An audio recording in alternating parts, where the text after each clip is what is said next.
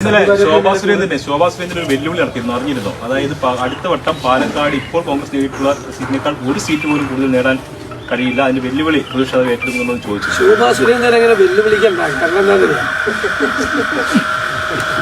ആദ്യം അവിടെ ഉറച്ചു നിൽക്കട്ടെ, എവിടെയാണ് നിൽക്കുന്ന സ്ഥലത്തൊന്ന് ഉറച്ചു നിൽക്കട്ടെ. അപ്പോൾ ഇനി മറ്റേ ഇതിലുണ്ട് ലോക്കൽ ബോഡി ഇലക്ഷൻ, 1.5 വർഷമുണ്ട്. ആ ഇലക്ഷൻ എടുക്കുമ്പോൾ നമുക്ക് വെല്ലുവിളിക്കാം. എന്നൊന്നും ഞാൻ പറഞ്ഞില്ല, ഞാൻ അങ്ങനെ ഒന്നും പറഞ്ഞില്ല. ഞാൻ ഒറ്റ കാര്യം നിങ്ങളോട് പറയുന്നത്, 2026 നിയമസഭാ തെരഞ്ഞെടുപ്പിന് മുമ്പ് ഐക്യ ജനാധിപത്യ മുന്നണിയുടെ അടിത്തറ ഞങ്ങൾ കൂടുതൽ വിപുലമാകും. അത്രയും പറയുന്നു. സംഘടനാപരമായ കാര്യം അത് KPCC പ്രസിഡന്റ് മറുപടി പറയും. ഞാൻ അതിലൊന്നും പറഞ്ഞില്ല. അതിൻ്റെ കൂടിയാലോചനകൾ ഞാൻ പങ്കെടുക്കും. ആ മുതിർന്ന നേതാക്കളെ ഗൗരവത്തോടുകൂടി എന്ത് കാര്യം പറഞ്ഞാലും ഞങ്ങളത് പരിഗണിക്കും. തൃശ്ശൂരിൻ്റെ സംഘടനാപരമായ ദൗർബല്യങ്ങളുണ്ട് എന്ന് ഞങ്ങൾ പറഞ്ഞാൽ അതിൻ്റെ പരിഹാരം ഉടനുണ്ടാകും.